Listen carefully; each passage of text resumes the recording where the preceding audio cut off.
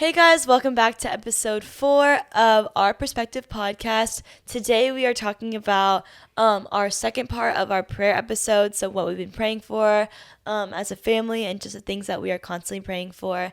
And we're really excited, so you guys can go ahead and get comfortable and listen up because we have a lot to talk about today. Let's do it.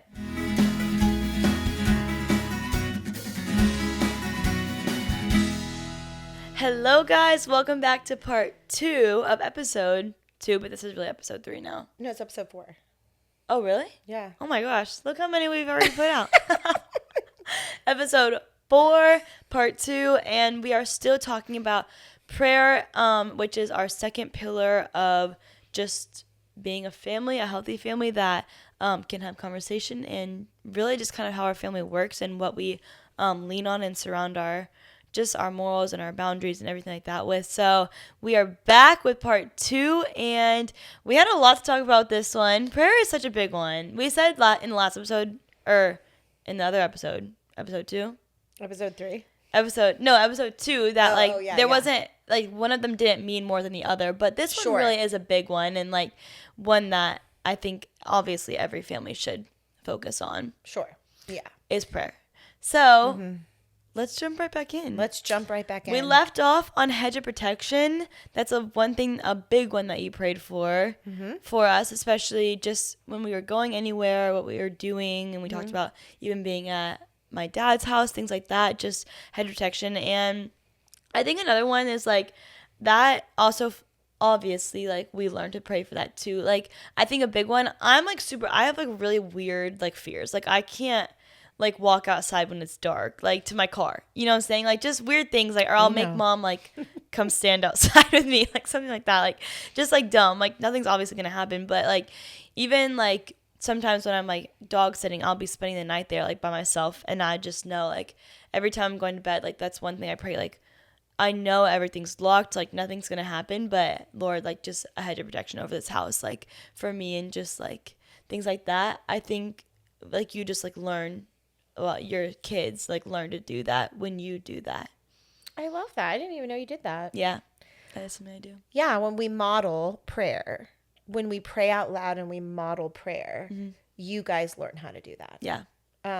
That's really good. Yeah. I didn't or even know. if I'm doing like an overnight with the kids that I'm babysitting, like that's a big one. I always do that because I can imagine, first of all, I can't imagine being a babysitter and something happening to my kids, but also like being that parent and having to deal, like that would just be crazy.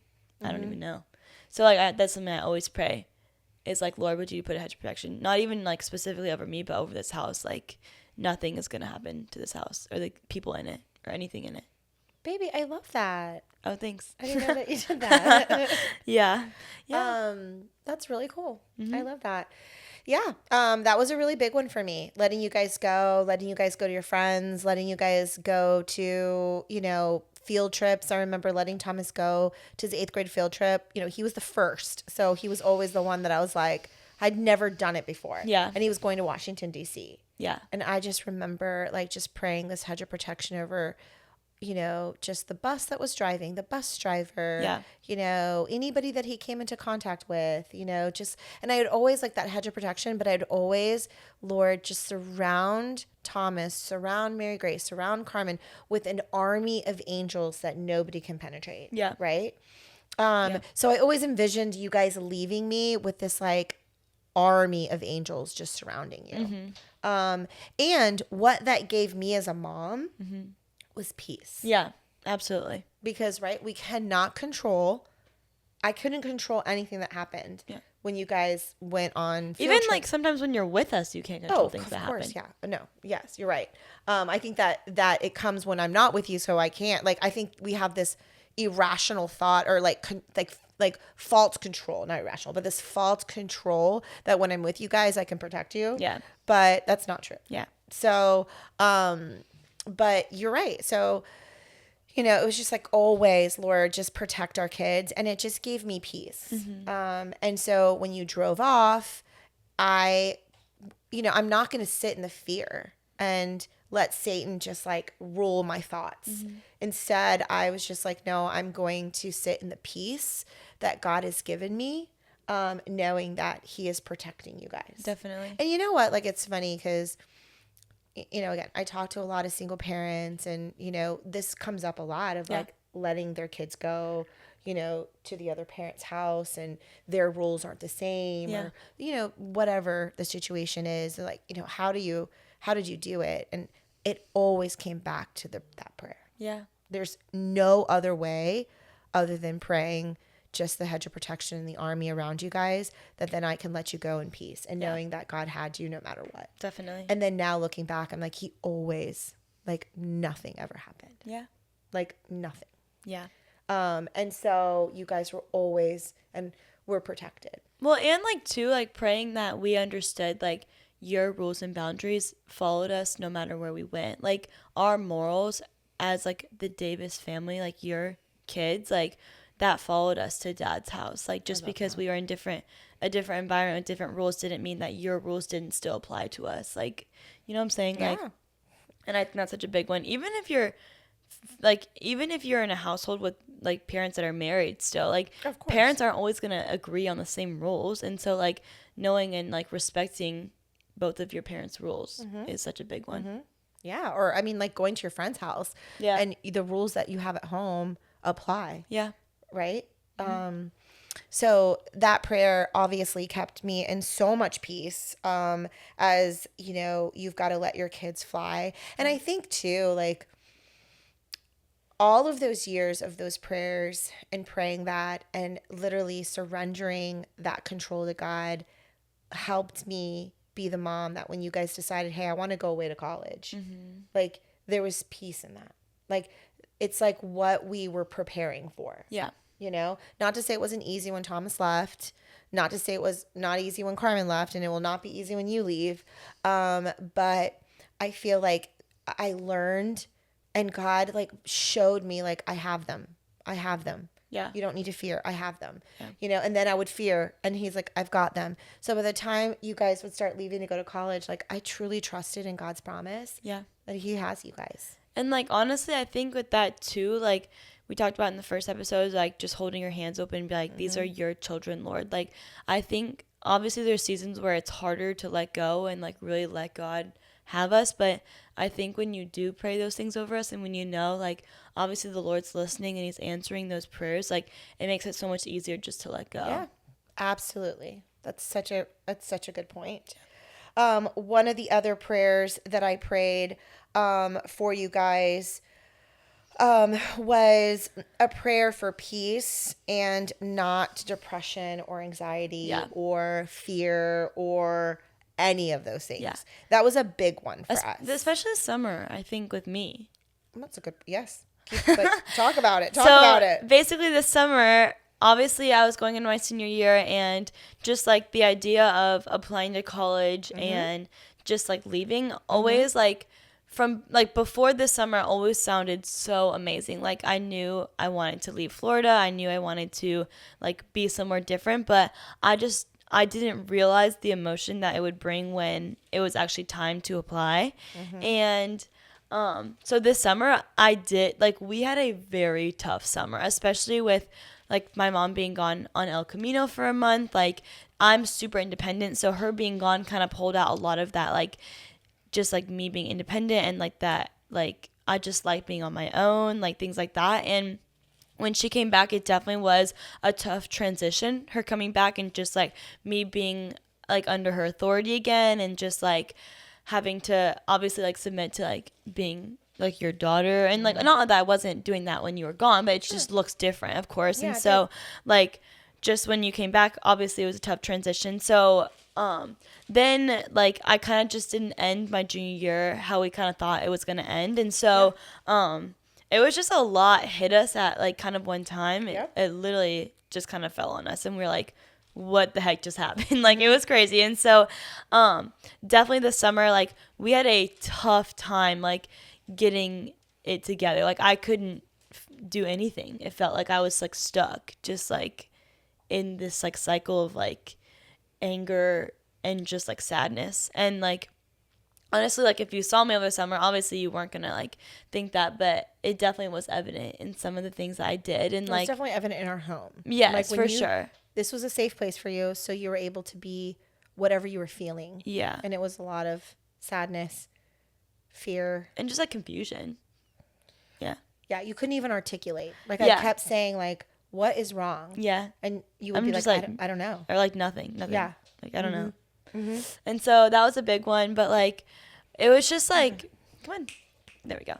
It was just like, I don't even know, but that was one thing, like, we, like, had to sit down with, like, a psychiatrist and be like, what is going on? And, like, that honestly was probably one of the most, like, embarrassing but humbling things for me because, like, I'm very much of someone that's like, oh, I just have a lot of energy, like, I'm just super spunky, like, that's just how I am, like, there's nothing wrong with me, and obviously there's nothing wrong with me, like, the Lord created me how He did, and it's perfect, but like we had to sit down, like there was a lot of things that we had to really work out, and like now like seeing that like change, and like I've gotten to the school I want to go to, and like just all of like the like victories that the Lord's done in our life, like looking back it's like, oh, it makes so much sense, but in the time like we were like, oh my gosh, like there's something deeply wrong, like that's how I felt with myself, and like I knew obviously like my mom could tell that I felt that way, and like I was just so discouraged. And so I think like just that prayer, what did we say?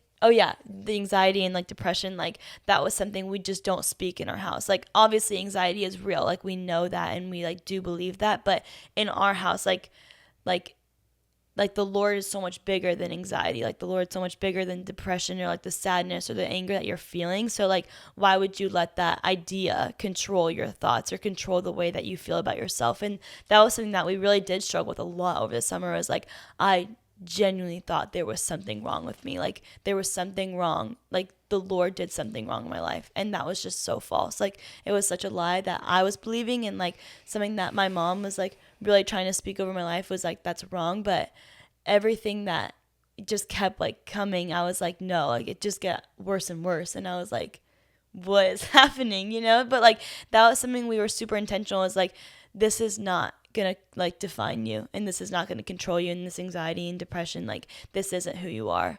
And I think that was something that like really kind of pulled me out of that season of like sadness. This is such a, first of all, I hope you know these podcasts are like, I didn't even think you were going here. Yeah. So, I love that you went here, and you're right. Like when, you know, I felt like you had such a great summer. Like I'm on this sabbatical away. My June was great. Your June was great.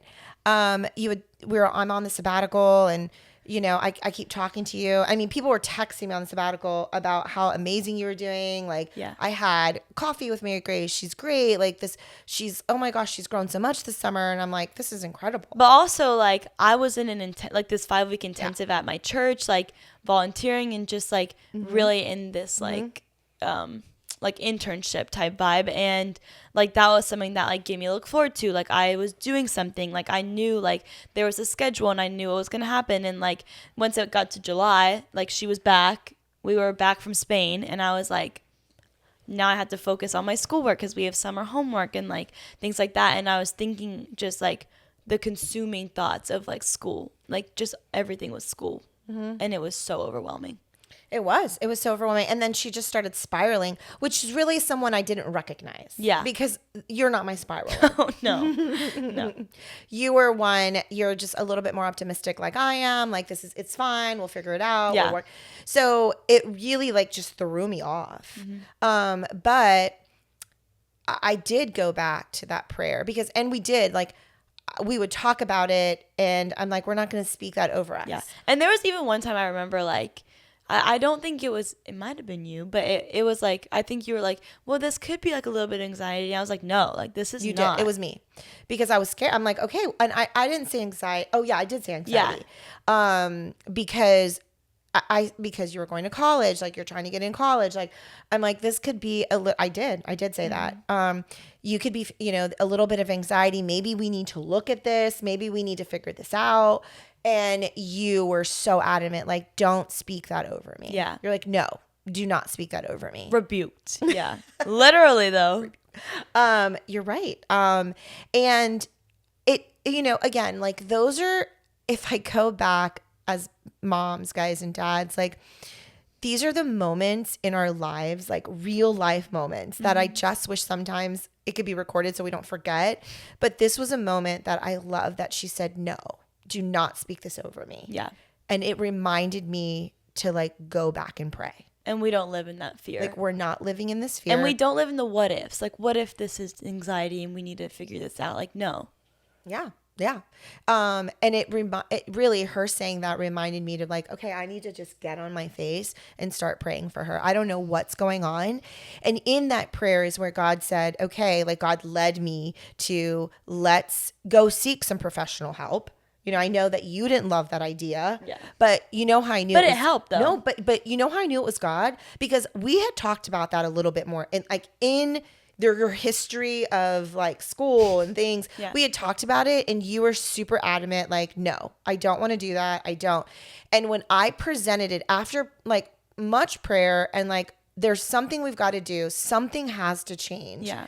And I'm like, babe, let's go. Let's seek some professional help. Let's see what's out there. You were like, I think you were ready. Like you, at that point, you did not say no. Yeah. Well, Andy told me about the book, like ADHD is awesome. Yes. You know? Well, we didn't know what was going on yet, but I had an inkling that it could be ADHD. Yeah. And it was, And it was. And so we did. We went and sought help. And you know, then I'm sitting here with a professional and you weren't in there because she encouraged us not to have you to go over all of the, you know, you spent 3 days with her, like hours going through all this testing. Oh, it was awful. She would come out. She's like, that was awful.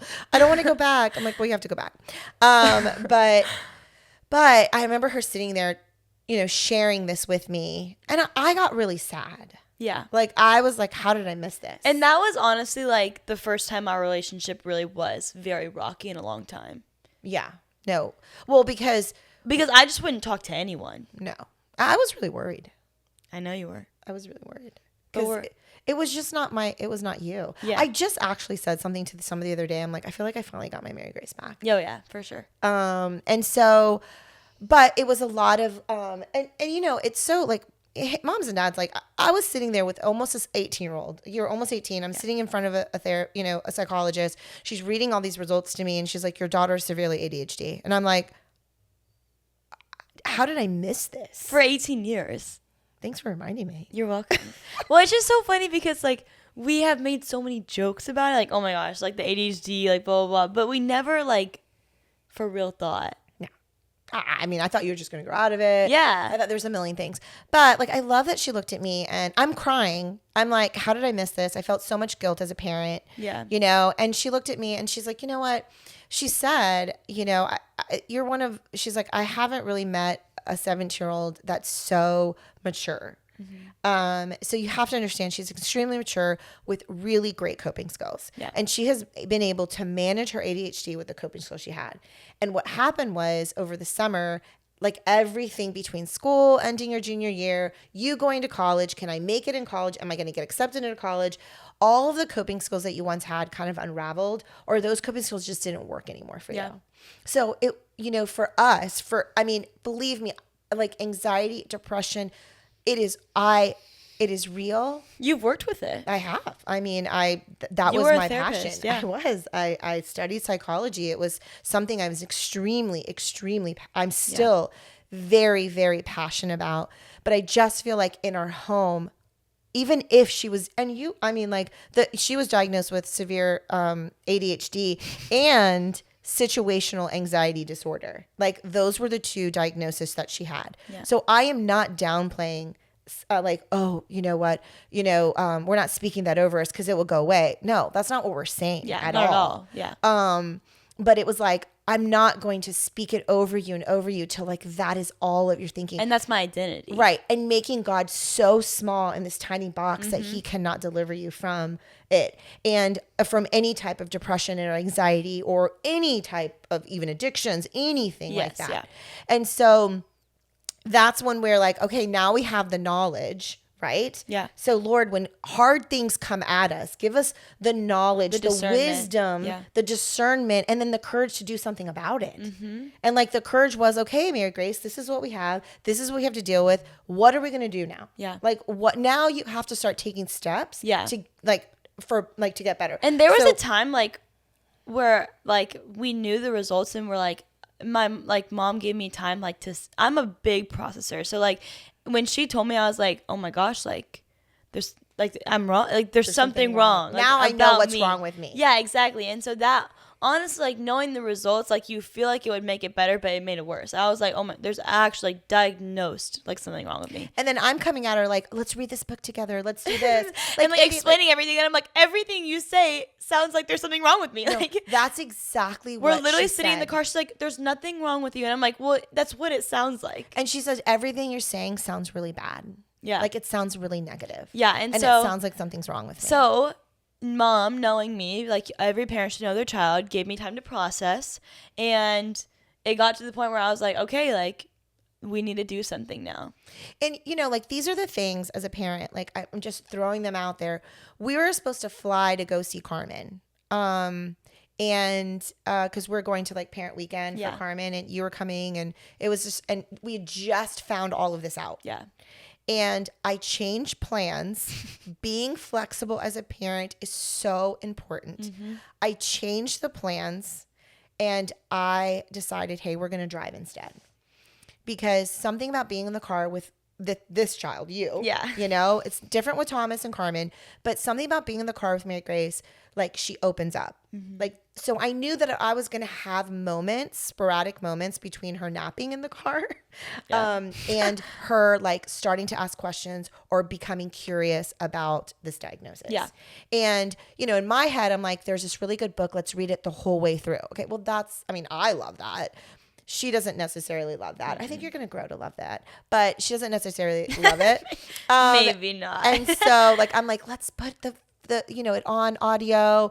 And I did. And like, I just fell asleep. 5 minutes later, I'm looking over, I'm like, like maybe she'll hear it sleeping. I don't know. but it didn't matter. We had really great conversations. We did. And then I thought she was going to meet because, you know, where Carmen's at school, that's where you wanted to go. So we were going to, and she was going to see some other schools while we were driving. Yep. So we were going to have great conversations on the way home. And we did.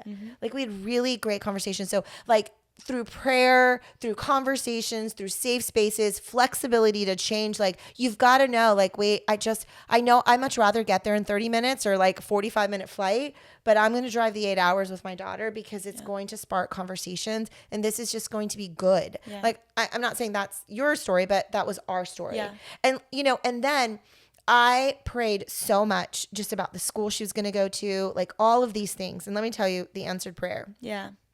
Because this was to me, I'm like, God, you are so good. So we were going to meet with the head of the department. So we met with, you know, you think about doing psychology. We met with the department head of psychology department. It was phenomenal. It was great. I'm like, I want to go back to school. I love this stuff. Yeah. Then that afternoon, we were going to meet with the department head of Christian Ministries. Yeah, Christian Ministries, yep. Which what she really wants to study. Yeah. So we sit down. He is, you know, he's there. We're sitting on a couch. And Mary Grace just starts going, like talking, like nonstop. I mean, like she was like so in like, I mean, like, and I'm like, oh my gosh, I feel like she's ruining this interview. I mean, it wasn't an interview, but I was just like the girl, like the guy is just like looking at her like, okay. And she is talking nonstop. Well, it's because like the psychology head, he was like, tell me a little about yourself. I was like, oh, like my name's Mary Grace, like I'm 18. Like that was just kind of awkward. And then the like Christian Ministries like chair, he was like, tell me a little bit about yourself. And I just like went, like I just knew what to say. Full throttle. And I'm sitting there like, oh my gosh, she's not even taking a breath. Yeah. And then all of a sudden he was like, I mean, with the purest heart, was like, you remind me so much of my wife. And he's like, I just love it. You remind me so much. And I was like, oh my gosh, this guy is so kind. And then he goes, but she has severe ADHD. And we're like, Oh. And Mary Grace like, same. It was hilarious. It was so funny. Like, Carmen was in there with us, remember? Yeah, I like looked at Carmen and we were just cracking up laughing. And he leaned in to that. Yeah. And just knew exactly how to talk to her, exactly how to get in, like, just like connect with you. Yeah. And I sat there, I'm like, God, you were so good. You are so good that you care enough about us that the thing that she was most afraid of, am I going to be successful in college with ADHD? And me praying like, Lord, please just help her figure this out. Yeah. And then here's her professor just leaning into that as a gift, as a superpower, as all of those things instead of something that's wrong. And I think in that moment for her, like, ADHD was awesome. Mm-hmm. And The Holderness Family, if you've not read that book, go read it. It's incredible. But job, a little plug. Maybe they'll talk about us. Just kidding. All right. Just kidding. But and as a future mentor as well, like someone. Oh, absolutely. Yeah, like my chair, like someone that I could go to. Like he even like there was a student waiting outside ready to talk to him when we were leaving. Like like it's just like we knew it was like, okay, this is where God's gonna put me. Well, this is when I knew like this was her school. This was not the school that she wanted to go to because her sister was there. This is a school that God has created for her to be at. Absolutely. And I cannot wait to see what she does. Yeah. So all that, like, we're going back to prayer. It's just being prayerful, being open. Like, God, reveal things to me, show things to me. How do I communicate? Like, Lord, if they're struggling with like anxiety or depression or whatever, Lord, reveal those. Give me the right words to say. Yeah. Like, and being consistent in it. Like, we don't always see when God answers our prayers. Oh no, I wish we did. I mean, like, I just think we get so busy that for me, sometimes I take them for granted. And like, I think a big one too, we didn't say this, but writing them down so you can go back and look and see when God answered them. Mm-hmm. I used to be really good at that. I fell off. We're getting back on. We're getting back on that train. But I did want to read the scripture. Yes. It was when we were talking, I'm like, I wanted to go back to Philippians, and it's Philippians 4:4. Rejoice in the Lord always. Yeah. I will always say it again, rejoice. Let your gentleness be evident to all. The Lord is near. Do not be anxious about anything, but in every situation be prayerful and petition with thanksgiving.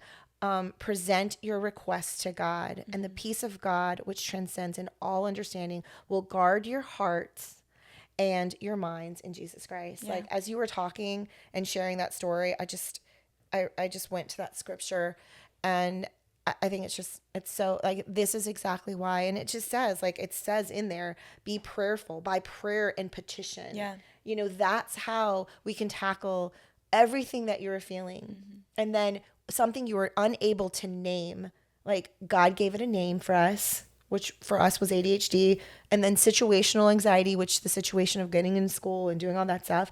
Now we can sit here. You're going to college. You've been accepted. Yeah. Congratulations. Go Bulldogs. Go Bulldogs. I'm so happy for you. And I'm so excited about what God has for you. But like, that to me is such a power. I mean, like, we're going to talk about prayer again. I mean, like, there's just like so much. I mean, we could probably like be part 3, part 4, part 5. 100%. But we have more pillars. But we do have more pillars to talk about. One of the last things I want to talk, I mean, we have like a minute left, because I just want to always keep these under 30 minutes. But one of the other things I prayed for you guys so much is their spouse. Yeah. I cannot end this without talking about this one. But praying for their spouse at such a young age. Thomas was he was like 5 or 6 years old. And I remember just laying in his bed every single night. And every single night we prayed for his spouse. Yeah. I would lay in bed with you guys, and every single night we would pray for their spouse. We would pray for your spouse out loud, like constantly. Lord, like, I remember, like, Lord, I just pray that Thomas's wife comes from a loving family where she's got siblings, where they're teaching her the word, where they're praying over her, where they love her, where, you know, she's, you know, has great friends, you know. And then I remember I always end the prayer with, Lord, I just pray that when he meets her, that without a shadow of a doubt, he knows that this is the person that my mom's been praying for. And for you and Carmen the same, Lord. I pray differently for you and Carmen, for your spouse. Like, Lord, I pray for a courageous man, a man who leads well, who knows your word and can lead you guys as a husband. Like, I prayed for that. Yeah. And I think, like, I just didn't want to end this without, like, I think that's a big one. Yeah. I think we forget, like, we want our kids to have incredible spouses, incredible marriages, incredible families. The time that you guys are little are short compared to the time that I get with you guys in adulthood, or when you guys get married and you have your own kids. So praying for that was really important for me, and so yeah, I wanted to end it with, that was my last prayer, or that was a prayer, not a last prayer, but a prayer that I prayed for you guys. Yeah. So, all right, wrapping up episode 4, part 2 of our prayer. Crazy. I know. We're done 4 episodes. I'm so excited. But thanks for showing up. Thanks for listening. Thanks for watching. I really would love for you guys, like, to maybe put some of, like, something that you're praying for, something you pray over your kids that maybe we didn't mention, because this is a community. Like, I want this also to be a community where, like, we're, like, sharing things and learning things. So if there's something that we didn't say, I hope you drop it, either, as a comment in YouTube or a comment in our Instagram. Yeah. Like, how are you praying for your kids? It's so important to pray for them. So thanks for listening. Thanks for watching. We hope that we left you guys better than we found you today. Have a great day. Bye, guys. Bye.